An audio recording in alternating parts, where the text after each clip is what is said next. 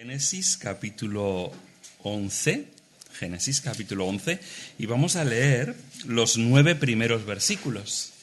Tienen que ver con la Torre de Babel, y luego pasaremos al capítulo 12 y vamos a ver los 3 primeros versículos. Entonces, si me acompañáis en la lectura de la palabra, no importa si tenéis versiones distintas, ya sabéis que las versiones lo único que hacen es enriquecer nuestra comprensión, no dificultarla. Entonces, voy a estar leyendo Génesis capítulo 11 y voy a emplear, para los que la tengáis, la Biblia de las Américas. Para mí es una versión fantástica, genial, que la utilizo siempre para el estudio bíblico. Entonces, seguidme, por favor, en la palabra. Dice el Señor, Génesis 11:1. Toda la tierra hablaba la misma lengua y las mismas palabras. Y aconteció que según iban hacia el oriente, hallaron una llanura en la tierra de Sinar y se establecieron allí. Y se dijeron unos a otros: vamos, fabriquemos ladrillos y cozámoslos bien. Y usaron ladrillo en lugar de piedra y asfalto en lugar de mezcla. Y dijeron: vamos, edifiquémonos una ciudad y una torre cuya cúspide llegue hasta los cielos, y hagámonos un nombre famoso, para que no seamos dispersados sobre la faz de la tierra. Y el Señor descendió para ver la ciudad y la torre que habían edificado los hijos de los hombres. Y dijo el Señor: he aquí, son un solo pueblo, y todos ellos tienen la misma lengua. Y esto es lo que han comenzado a hacer, y ahora nada de lo que se propongan hacer les será imposible. Vamos, bajemos allí y confundamos su lengua, para que nadie entienda el lenguaje del otro. Así los dispersó el Señor desde allí sobre la faz de toda la tierra, y dejaron de edificar la ciudad. Por eso fue llamada Babel, porque allí confundió el Señor la lengua de toda la tierra, y de allí los dispersó el Señor sobre la faz de toda la tierra. Y voy a pasar ahora al 12, a los 3 primeros versículos. Y el Señor dijo a Abraham: vete de tu tierra, de entre tus parientes y de la casa de tu padre, a la tierra que yo te mostraré. Haré de ti una nación grande, y te bendeciré, y engrandeceré tu nombre, y serás bendición. Bendeciré a los que te bendigan, y al que te maldiga, maldeciré, y en ti serán benditas todas las familias de la tierra. Esos son los pasajes para hoy. No sé si has oído hablar alguna vez del yoísmo. ¿Has oído hablar de ese nombre? Quizás no, porque mucha gente no ha oído hablar del nombre. Pero a veces, incluso sin haber escuchado el nombre, nos hemos convertido en expertos practicantes de esta materia tan complicada que es el yoísmo, ¿no? Porque la cultura en la que todos nosotros vivimos, especialmente la cultura occidental, es una cultura dominada por esa forma de concebir el mundo en la que cada uno de nosotros somos el centro del universo. Y yo, como persona, me he convertido en la medida de todas las cosas. Todo se mide por cómo yo soy y cómo yo entiendo la realidad. Y de esa manera estaría bien, lo del yoísmo, si no fuera por un problema. El problema es que en el centro del universo hay competencia. Hay como 7.000 millones de personas dando codazos para ocupar el centro del universo, porque todo el mundo quiere ser eso, quiere ser el centro del universo y desplazar a los demás de ese lugar. Si lo pudiéramos definir, el yoísmo podríamos decir que es aquello de yo más, yo peor, yo también, yo siempre. Y tú puedes notar cuando una persona está imbuida del yoísmo, porque tú le cuentas algo, pero él realmente no está interesado en lo que le cuentas. Y cuando le cuentas algo, dice: pues yo más, ¿no? O yo también, o yo siempre. Y realmente no te escucha. Lo único que quiere es contarte su rollo. Y está todo el rato pensando en cómo puede girar la conversación para explicarte lo suyo, porque tú lo pasaste mal. Ayer llevaste a tu padre al hospital. Estaba a punto de morirse tu padre en el hospital. Pero lo peor no fue esto, sino fue cuando a él le dolía la cadera y tuvo que ir un día y no sabes, porque ese dolor era el mayor dolor del mundo que había y nadie nunca ha pasado por ese dolor que él pasó, porque es él el centro del universo. Y realmente lo que le ocurre a él es lo más importante que ocurre en el universo.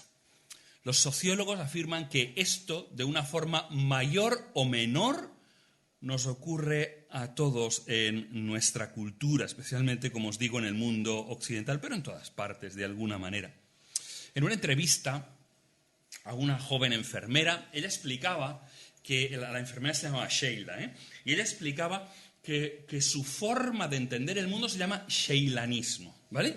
Porque ella lo que hace es concebir el mundo entero en función de lo que ella piensa, ¿no? Y decía, ella lo explicaba así: trata de amarte a ti mismo y ser amable contigo misma. Es decir, que al final todo tiene que ver contigo, con lo que te pasa. Hay alguien que lo explicó así, ¿no? En aquello de yo, me, mí y conmigo, ¿no? Y así es como se define todo. En la primera página de un libro de autoayuda se decía esto, se decía... Sabéis que se dedican, ¿no?, los libros, y dice, este libro se lo dedico, y dice, este libro me lo dedico a mí misma. Dice, ¿por qué no he encontrado a nadie mejor a quien dedicárselo? Y así, cuando uno llega a este punto, es una exageración, pero a veces todos hacemos esto. Al final, no has encontrado a nadie a quien valga más la pena dedicártelo que a ti mismo, ¿no? La verdad es que me gustaría poder deciros que esto es un problema de la sociedad, pero que realmente a la Iglesia esto no le ocurre, que nosotros somos diferentes, somos gente que piensa en la sociedad, que somos gente que piensa y que pone en primer lugar a Dios. Pero no siempre hay buenas noticias. Nosotros también estamos sufriendo, en términos espirituales y términos religiosos, estamos sufriendo la invasión de esta forma de individualismo que es el yoísmo. Muchos cristianos están concibiendo esto de la fe como algo para que me vaya mejor la vida. Y esto de creer, pues, va a hacer que la vida sea para ti mejor. Y anunciamos el Evangelio como algo que puede mejorar tu vida. Y al final, todo tiene que ver contigo. Ya un reformador en el siglo XVI decía que no hay nada más impío que la espiritualidad centrada en uno mismo. Porque la espiritualidad tiene que ver con Dios. El cristianismo tiene que ver con Dios, con ponerle a Él en primer lugar. Un no creyente es un no creyente porque él está centrado en el trono de su vida, en el centro de su vida. Y si tú añades espiritualidad, cristiandad, añades un montón de cosas, pero tú no eres desplazado del centro de tu vida, si Cristo no ocupa ese lugar, a eso le podrás llamar cristianismo. Pero realmente no es cristianismo. El cristianismo es cuando tú te quitas de en medio y Dios ocupa el centro de la vida. Lo demás son versiones espiritualizadas de la cultura en la que nosotros estamos viviendo. Algunos juzgan que la iglesia correcta, que la enseñanza correcta, que la teología correcta es aquella que le hace sentirse bien. Y Dios no vino a morir para que tú te sientas bien, sino para solucionar un problema que tú no podías arreglar, un problema que hacía que tú no tuvieras vida eterna, un problema que arruinaba tu vida y que además arruinaba la de los demás y que no te permitiría vivir eternamente. Pero si eso no es así, estás simplemente, ya digo, haciendo una versión contemporánea, cultural, de la misma fe que tiene la sociedad. Si la vida de ellos prospera, si las cosas les van mejor, si las cosas son como ellos esperaban, dice, estamos siendo bendecidos por Dios. ¿No habéis escuchado nunca esto? Que estamos en la mesa comiendo y alguien ha podido cambiarse el coche, ¿no? Y decimos, oye, ¿cómo le ha bendecido el Señor? Que te cambies del coche tiene nada que ver con que te bendiga el Señor. O a veces decimos que una persona que ha perdido el trabajo, que le están quitando el piso, no le ha bendecido el Señor. ¿Cómo lo sabes? ¿Qué indica el hecho de que tengas una economía mejor? Algo de si Dios te está bendiciendo o no. Porque claro, es lógico que cuando tú dices aquello, estos se han cambiado de casa, ¿no? ¿Cómo les ha bendecido el Señor? Tus hijos te pregunten, papá, ¿y a nosotros por qué Dios no nos bendice? Claro, es lo que estás provocando realmente. Pero igual sí Dios te está bendiciendo. A veces muchas veces he visto caer mucha más gente en la vida cristiana por la riqueza que por la pobreza.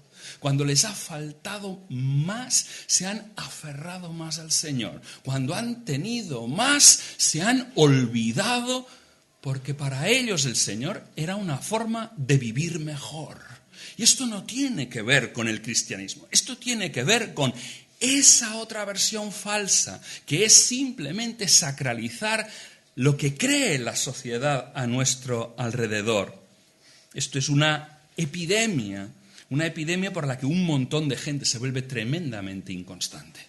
Ellos van buscando la bendición de Dios, ellos van buscando la mano de Dios, pero nunca estuvieron interesados en el rostro de Dios, en conocer a la persona de Dios que podía realmente traer vida eterna y cambiar su vida. Solo les interesaba cuando Dios les daba, pero hay veces en las que en la vida Dios hace llover piedras. Y cuando Dios hace llover piedras, no es que te quiera menos, es que está administrando los tiempos para tu bien. Dios nunca administra los tiempos para algo que no sea tu bien. Lo que pasa es que el problema es que nos cuesta identificar qué significa la bendición de Dios. Hoy vamos a ver aquí, en este pasaje del capítulo 12 y del versículo 3, 1 a 3, vamos a ver la palabra bendecir, bendecir, bendecir, bendecir, pero bendecir no significa lo mismo que para nosotros a veces es bendición, porque para nosotros identificamos en muchas ocasiones bendición con que me vaya bien, y entonces no podemos entender el mensaje de la iglesia perseguida. No nos dice nada la iglesia perseguida, esa gente que lo pierde todo, que no tiene nada, les quitan la casa, mueren sus familiares, les roban todo y a pesar de todo no niegan al Señor. Y no lo podemos entender, ¿por qué no niegan al Señor cuando todo se pone tan mal? Porque ellos no esperaban lo que la mano de Dios podía darse, sino lo que esperaban era poder ver el rostro de Dios. Y en medio de la persecución y en medio de la dificultad, cuando tus manos están vacías, cuando ya no te queda otra cosa que eso, a veces lo que te queda es solo Dios. A veces Dios provoca situaciones para dejarte con la experiencia de las manos vacías, porque cuando no tengas nada, sabrás que Dios es lo único que tú necesitas. A veces cuando tienes tantas cosas, comienzas a vivir para ellas en lugar de vivir para Dios. Y ese fenómeno que existe a nivel individual, existe también a nivel de iglesia. Son las iglesias centradas en sí mismas. Las iglesias que existen para sí mismas, no para Dios, sino para sí mismas. La finalidad de las iglesias es tener más asistentes. Y para tener más asistentes, es decir, lo que sea tu criterio de éxito, escúchame bien, lo que sea tu criterio de éxito tirará de tu vida. Si para ti éxito es tener la sala llena, tú harás todo lo que haga falta para tener la sala llena. Dios no nos envió a llenar salas. Dios nos envió a hacer discípulos. Dijo la palabra de Dios, id y haced discípulos a todas las naciones, enseñándoles a guardar todas las cosas que yo os he enseñado. Y claro, ¿qué es lo que tú estás midiendo para saber tu éxito? Si cada día que entras por la puerta de ahí cuentas 1, 2, 3, 4, 5, 6, hoy hemos tenido éxito. ¿Cómo sabes que has tenido éxito? Has puesto gente en sillas, pero eso no es éxito. Tienes que aprender a contar si esa gente se parece más a Jesucristo que hace un mes, o que hace 3 meses, o que hace 5 meses. Porque hacer discípulos es hacer personas que se parecen a Jesucristo. Esto nos envió el Señor. Y se hace iglesia de 2 maneras diferentes. Cuando tú quieres tener más gente, comienzas a preguntarte por los mejores programas. ¿Cómo podemos tener un mejor programa para niños? ¿Cómo podemos tener una mejor reunión? ¿Cómo podemos tener unas mejores predicaciones? ¿Cómo podemos tener una mejor atención personal? Eso no tiene nada de malo. Tener un buen programa para niños no tiene nada de malo. Tener unas buenas predicaciones no tiene nada de malo.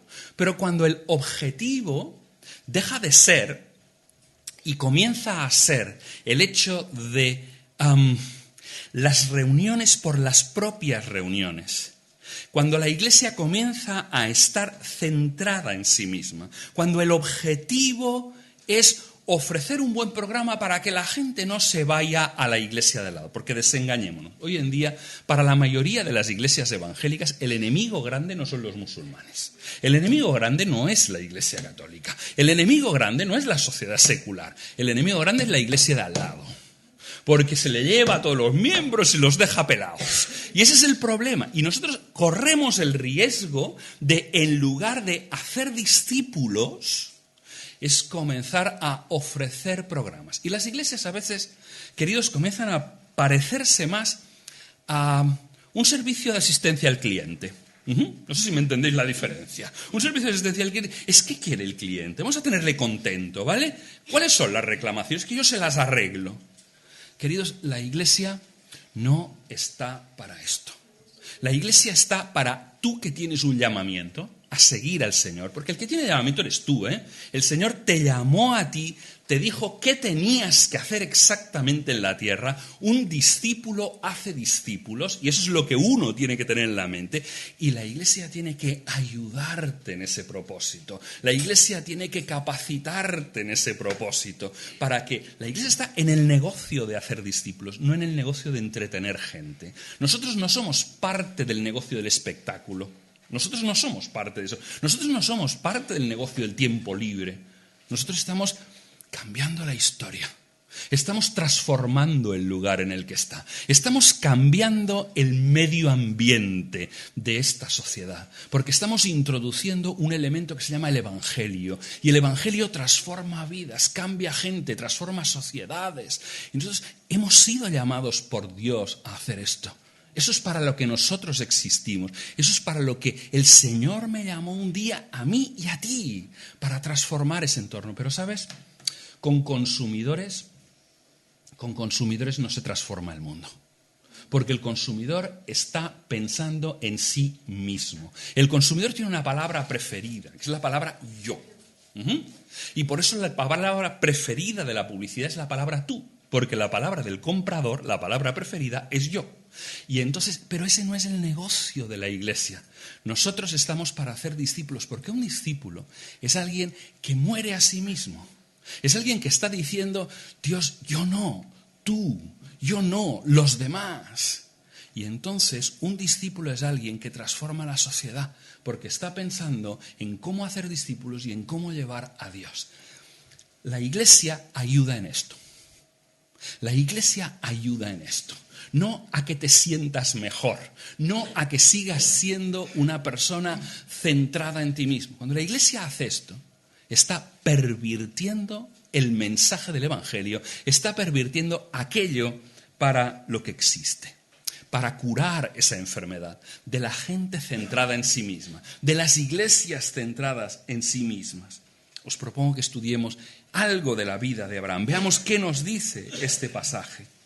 Abraham debe dejar todo lo familiar. ¿Habéis visto? Que es como comienza el 12, versículo 1. Y el Señor dijo, vete, vete, deja, olvida. Y eso es el mensaje.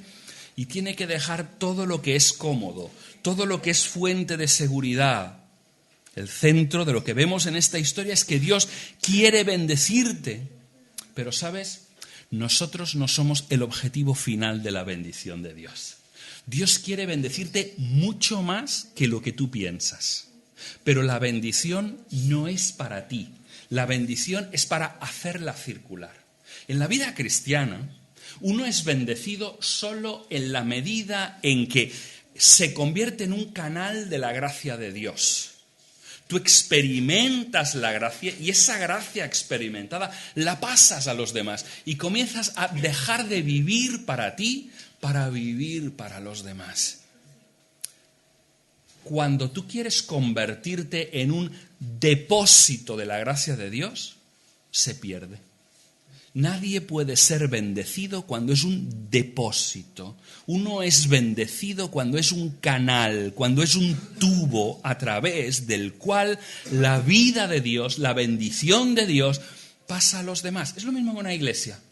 Una iglesia no existe para sí, existe para los que aún no son parte de esa iglesia. Israel se equivocó. cuando pensó que la bendición era para ellos, cuando la bendición ellos tenían que servir para que las naciones conocieran. Pero cuando ellos comenzaron a llamar a las naciones, se referían a los demás como perros. ¿Sabíais que los israelitas llamaban a los no israelitas perros? Si nosotros existimos para ellos, si la razón de ser de una iglesia es que este lugar jamás vuelva a ser igual, que todo sea transformado, que todo sea cambiado. Una iglesia no es una pecera, una iglesia es un vivero de peces.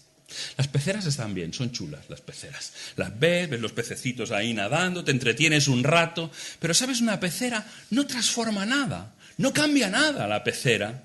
Pero cuando nosotros criamos un vivero y soltamos ese vivero en el río, transformamos el ecosistema del río, todo cambia completamente. Y nosotros estamos aquí para eso. Existimos como iglesia para transformar este mundo, para que esto nunca vuelva a ser igual, para que este mundo afectado por el pecado nunca vuelva a ser igual. Si no entendemos, no vemos para qué estoy aquí. Entonces la vida carece de sentido.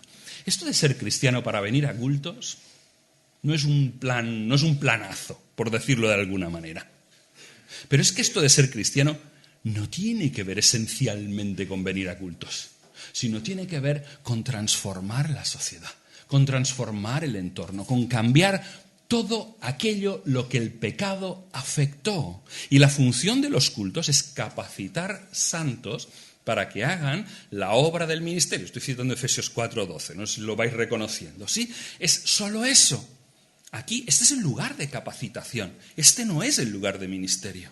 El lugar de ministerio viene cuando tú salgas de aquí y está el lunes, el martes, el miércoles, el jueves, las 24 horas del día. Y luego, claro, el domingo estás cansado porque has estado dando todo el día sacudidas a ese sistema. Y regresas aquí para capacitarte, para llenarte otra vez, para adorar con tus hermanos, para tener fuerzas, para lunes a sábado otra vez. Volver a rendir 6 días más, sacudiendo un lugar afectado por el pecado. ¿Os habéis visto que la estructura de este texto es muy curiosa? La estructura del texto, estoy en 12 versículos 1 a 3. Es 2 veces la misma estructura. En primer lugar, la primera cosa que te dice es un mandamiento. Y el mandamiento viene seguido de 3 bendiciones. Mira, el mandamiento es: vete de tu tierra, de entre tus parientes y de la casa de tu padre. Ese es el mandamiento. Y ahora siguen 3 bendiciones. Haré de ti una nación grande, te bendeciré y engrandeceré tu nombre. 3 bendiciones. Ahora viene otro mandamiento. Aquí no permite reconocerlo tanto porque dice, y serás bendición. Pero literalmente dice, para que seas bendición. Es decir, que el mandamiento es, sé bendición. Y cuando eres bendición, dice, bendeciré a los que te bendigan, al que te maldiga maldeciré, y en ti serán benditas todas las familias de la tierra. ¿Qué te está diciendo esa estructura? Esa estructura te está diciendo, para que tú experimentes las 3 bendiciones de Dios en cada ocasión, tienes que obedecer. No es que la obediencia merezca la bendición. Nosotros no creemos en un sistema de méritos, pero sí que la obediencia pone en marcha las bendiciones de Dios. Dios va a bendecir a aquel que se pone en línea con lo que Él desea. Cuando tú te vayas a convertir en el tubo por el que pasen sus bendiciones, Él las mandará. Mientras tú seas depósito, Él no mandará las bendiciones. No quiere dejarlas en ningún sitio amontonadas las bendiciones.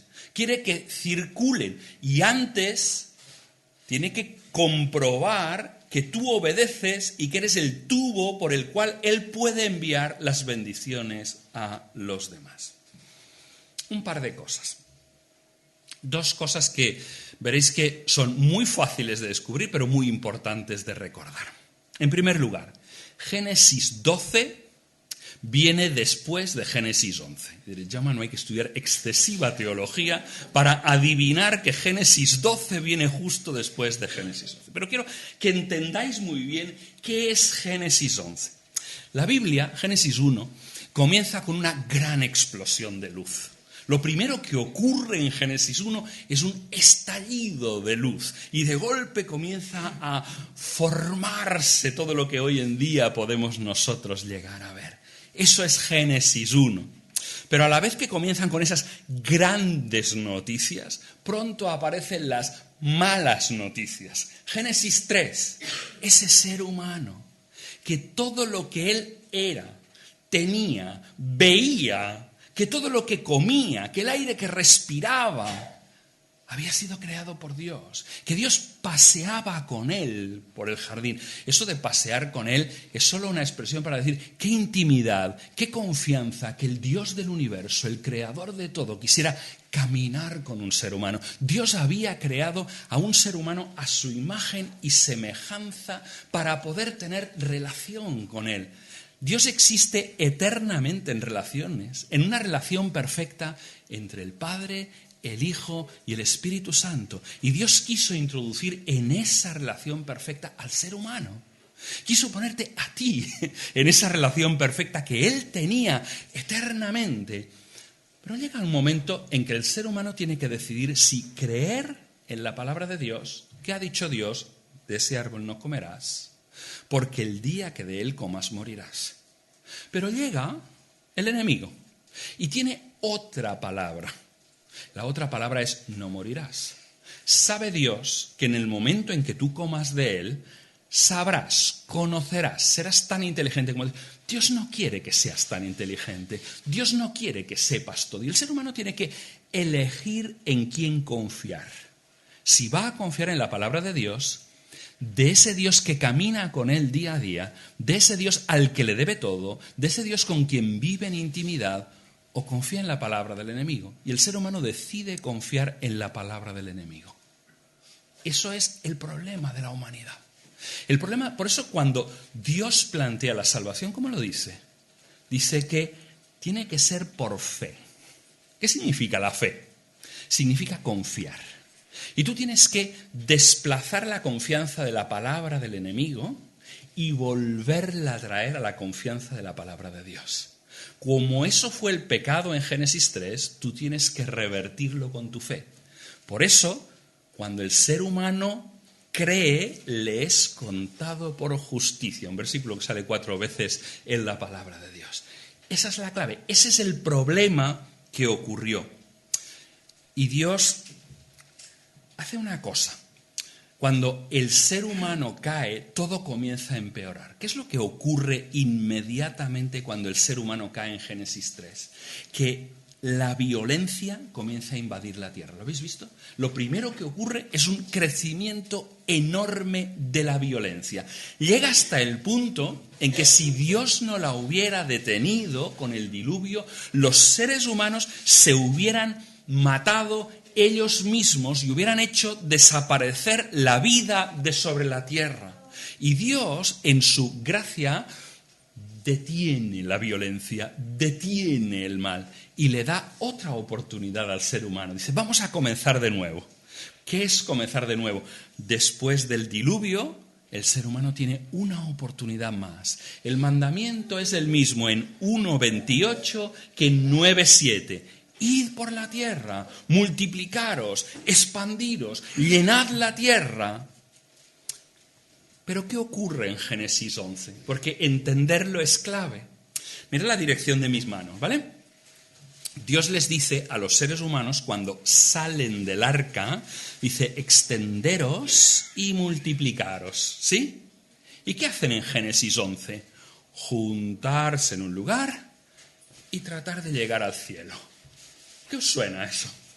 ¿No es la rebelión de Génesis 3 otra vez? El ser humano que quiere hacerse un nombre, pero no llamarse por el nombre de Dios. No ser llamados por el nombre de Dios, sino llamarse por su propio nombre. Hagámonos un nombre, accedamos al cielo, derribemos a Dios de ese espacio, seamos autónomos, vivamos sin Dios.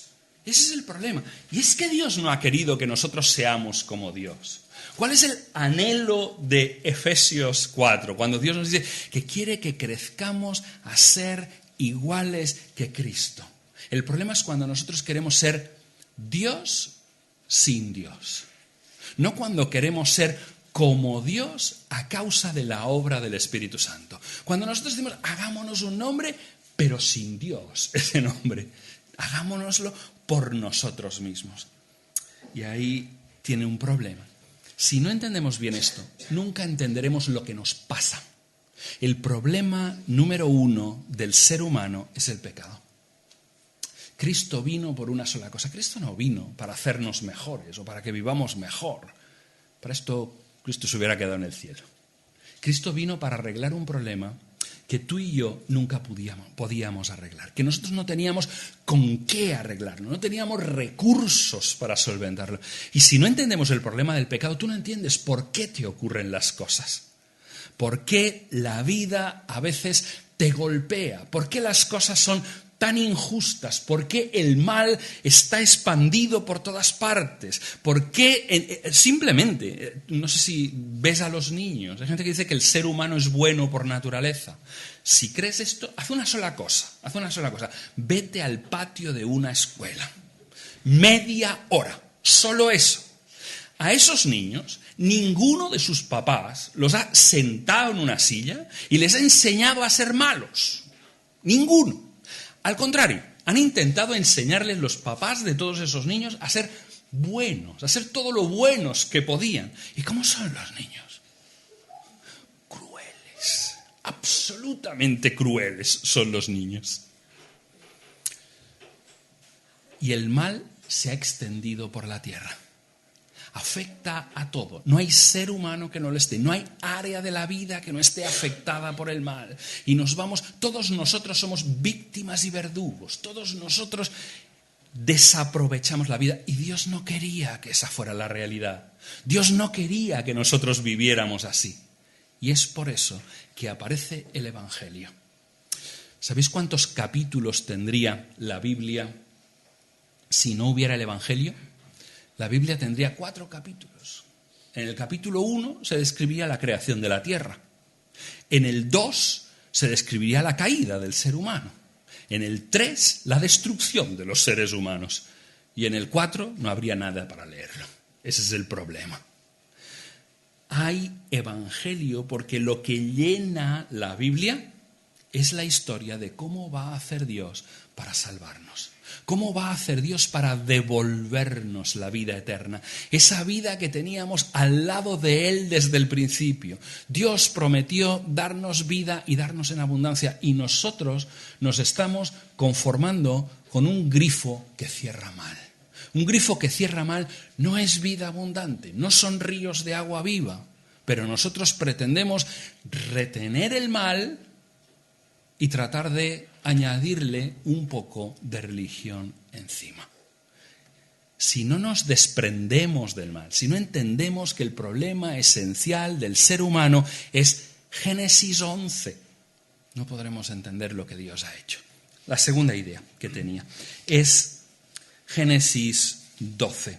Génesis 12 es un plan sorprendente. Cuando Dios tiene un problema de que la humanidad está completamente caída en el pecado, que la humanidad está completamente destruida, cuando el mal ha afectado todo, ha afectado las relaciones entre los seres humanos, al ser humano en sí mismo, al entorno del ser humano, lo ha afectado completamente. Y Dios dice, esta tarde os voy a presentar el plan. Llama a los ángeles, todo el mundo viene para allá, a ver cuál es el planazo que se le ha ocurrido a Dios para solventar el problema del pecado.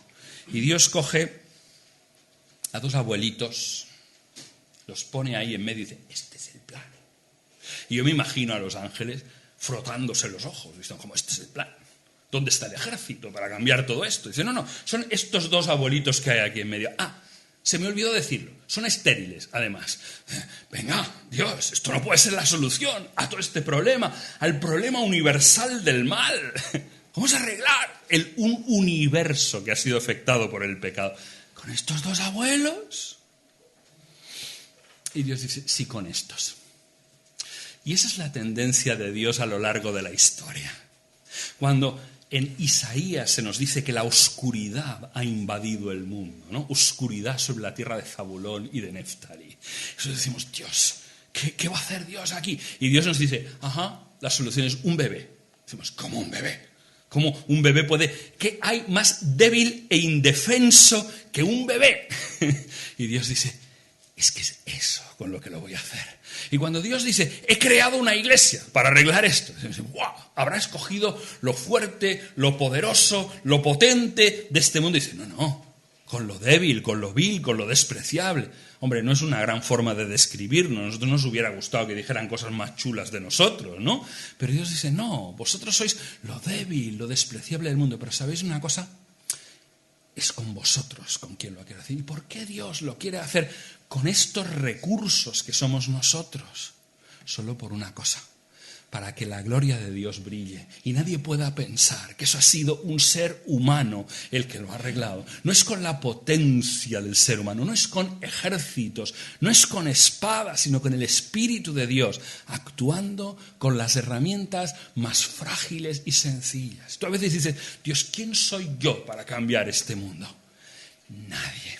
No eres nadie, pero con el poder de Dios, con el poder del Espíritu Santo, con la plenitud de Dios, con el llamamiento de Dios al que Él te ha enviado, tú eres el enviado de Dios. Y cuando tú abres la boca para pronunciar la palabra de Dios, no son palabras humanas, no son tus palabras no tienen la capacidad de cambiar el mundo, pero la palabra de Dios es la palabra que creó el universo cuando nada existía, que creó la ley y el mandamiento de Dios.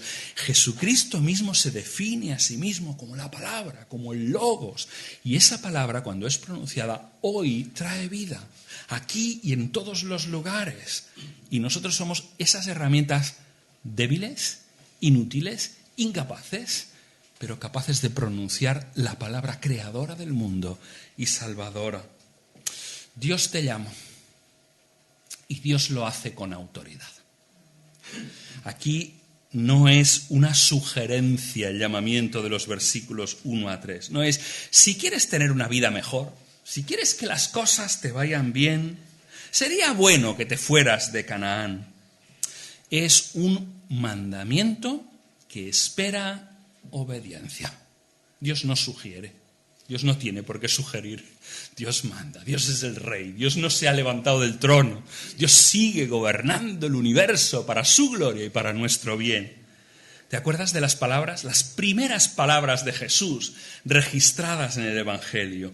El tiempo se ha cumplido, el reino se ha acercado, arrepentíos y creed en el Evangelio. Son las palabras de un rey. No son las palabras de un filósofo, son las palabras de un rey llamando a los rebeldes a someterse a su autoridad o a asumir las consecuencias. Puede ser desobedecido ese mandamiento, pero tiene consecuencias graves la desobediencia. La separación entre la vida y la muerte es la obediencia a ese mandamiento de Dios. Y es un mandamiento que solo puede ser obedecido dejando. El intento del ser humano siempre es el mismo, es añadir cosas. Yo quiero añadir a lo que soy. Soy esto, y además soy cristiano. Ya que lo tenemos casi todo asegurado, ¿verdad? Ya tengo asegurado el piso, el coche, la jubilación. ¿Y si aseguramos la vida eterna? ¿Y si, de paso, para que me vaya bien, aseguro esta parte más para... Oye, hay que tenerlo todo previsto que nunca se sabe, ¿no? Y Dios te dice, vete. Vete de tu tierra, vete de entre tus parientes, vete de la casa de tu padre, vete, deja cosas. ¿Podéis entender lo que significaba en aquel tiempo esto? En aquel tiempo no había policía para protegerte, no habían ejércitos para protegerte, no había seguridad social que te diera una paga, no había seguro de desempleo, no había nada. Por lo tanto, la seguridad en un mundo así venía de estar entre tu familia. Tu familia era tu policía, era tu ejército, era la seguridad y de golpe tenía que dejarlo todo para seguir a Dios. Ese es el patrón que funciona. Si tú quieres retener, tú nunca podrás entender que es solo dejando que uno puede tener la vida eterna. Tú no puedes acumular a lo que eres lo que Dios quiere dar. Déjame que te lo dé en parábolas. ¿Te acuerdas lo que Dios le dijo al joven rico? Que viene y dice, ¿qué tengo que hacer para heredar la vida eterna? Él está pensando en heredar, ¿no? En tener más. Dice, además de ser rico, además quiero heredar la vida eterna. ¿Y Dios qué le dice? ¿Os acordáis, Jesús? La palabra de Dios. Le dice, vale, te regalo la vida eterna si quieres. No tienes que esperar ni a heredarla. Pero antes tienes que dejar todo. Nosotros decimos, bueno, menos mal que a nosotros Dios no nos pide eso. ¿Cómo que Dios no te lo pide? ¿Qué has supuesto tú para pensar que Dios no te lo pide? Todos nosotros tenemos que dejar y abandonar, no físicamente lo que tenemos en la cuenta, pero sí la confianza en eso. ¿Qué te da confianza? Tú tienes que transferir la confianza de lo material a Dios. Él tenía que transferir la confianza de que lo que le daba protección en la tierra, a partir de ahora, se la daría a Dios, esa protección. Es complicado eso, ¿eh? Comenzar a pensar que Dios es capaz de protegerte. Porque mientras tú no crees que Dios es capaz de protegerte, tú seguirás dependiendo de tu cuenta en el banco. Y seguirás dependiendo de aquellas cosas que te dan seguridad. Por eso Dios dice, ¿os acordáis del mensaje de la perla de gran precio? ¿Cuál es el mensaje de la perla de gran precio? Que cuando el mercader la ve, ¿qué hace? Vende todo lo que tiene para poder comprar la perla. No se puede tener lo que tienes y la perla. ¿Os acordáis del tesoro escondido en el campo? ¿Cuál es el mensaje del tesoro escondido en el campo? Que tiene que vender cuanto tiene para poder comprar el campo. No se puede añadir el campo a todo lo que tienes, porque tú no puedes ser fiel a dos cosas. Uno no puede querer a dos mujeres, caramba. No querer a ninguna de las dos. Porque la pasión se pierde cuando tú dejas de querer a una sola persona. Por eso los hombres que tratan de tener dos mujeres, o las mujeres que tratan de tener dos hombres, nunca aman a nadie. Nunca aman a nadie. Porque solo se puede amar apasionadamente a una sola persona. Solo se puede amar apasionadamente y nosotros tenemos que escoger si vamos a amar apasionadamente todas esas cosas que nos dan seguridad o amaremos apasionadamente a Dios. De eso se trata. El cristianismo religioso solo puede ofrecerle a la gente comodidades. El cristianismo religioso solo te puede ofrecer comodidades, pero Dios puede ofrecerte la vida eterna. Y tú tienes que escoger. No puedes tratar de conservar las comodidades y añadir la vida eterna sobre ellos. Este es el mensaje de la Escritura.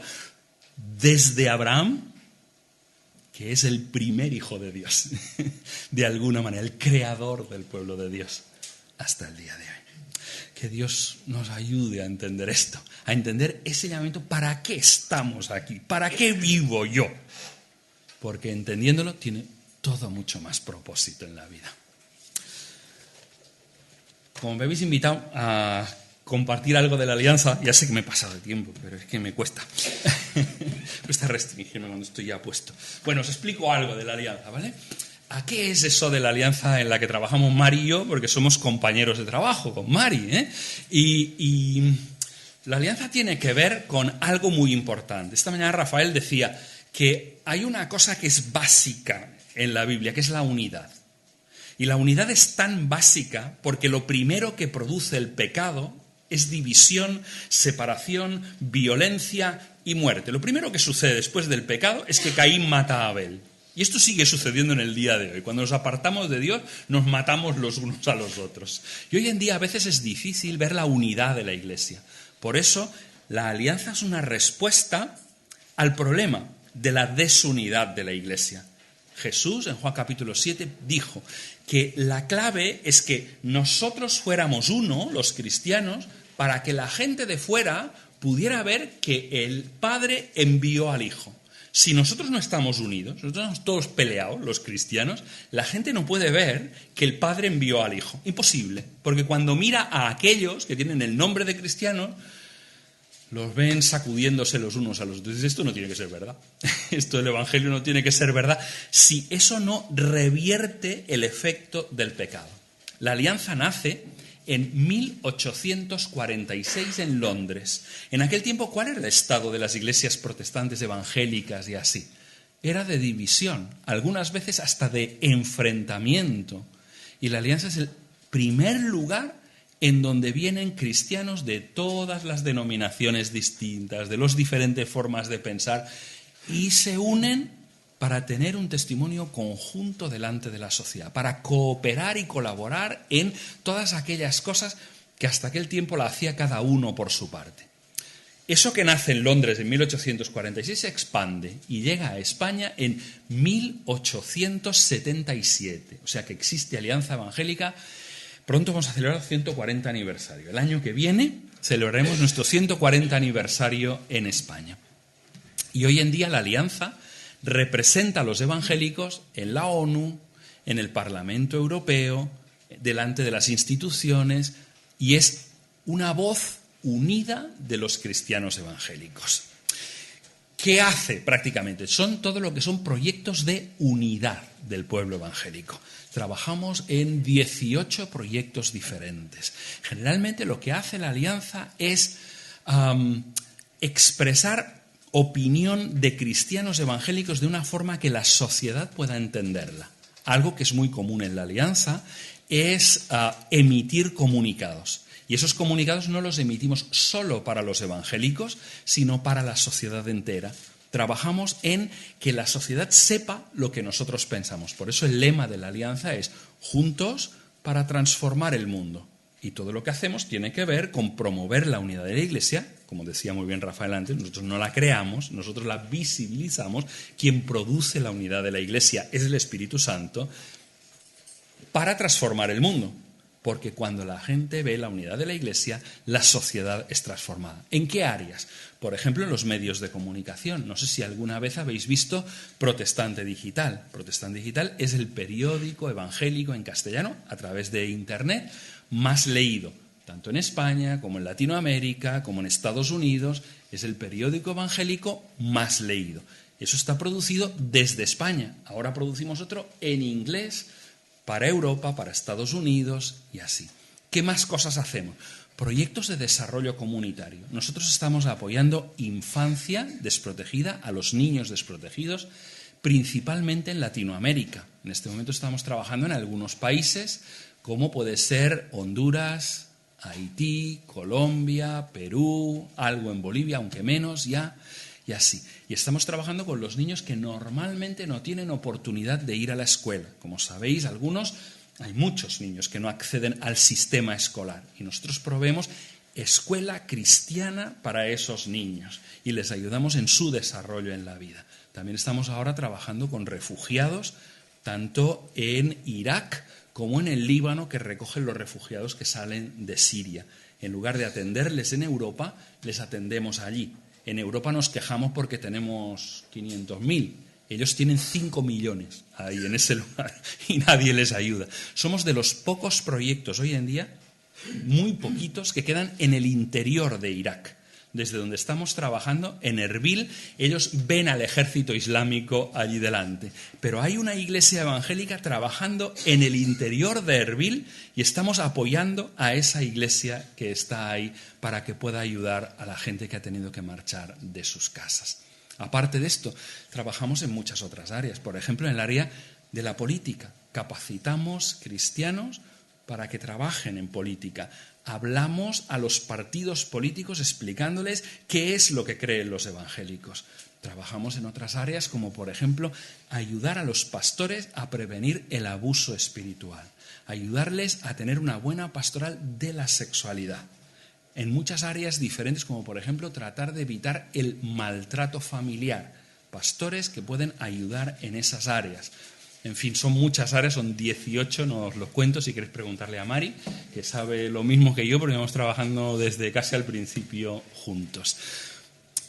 Nos podéis ayudar de muchas maneras. La primera es orando por nosotros. Hay tanto trabajo. La Alianza lo que quiere hacer es, en cada una de esas áreas, es atraer a los mejores pensadores en cada una de las áreas, para que la Iglesia tenga criterios acerca de cómo actuar.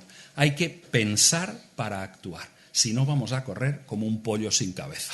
Y las iglesias tienen que correr con sentido, tienen que llegar con sentido. Y entonces es lo que hace la Alianza. Otra cosa, si nos queréis apoyar, es siendo miembros de la Alianza Evangélica. Es muy sencillo, cuesta muy poquito dinero, 33 euros al año, y nos estáis apoyando, formando parte de lo que es la Alianza. También podéis apadrinar un niño. Si después de cubrir las necesidades de vuestra familia y las de vuestra iglesia local, pues aún pensáis que podéis hacer ese esfuerzo, se puede apadrinar un niño en muchos países de Latinoamérica por 20 euros al mes.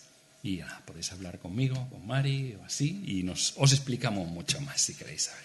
Que Dios os bendiga.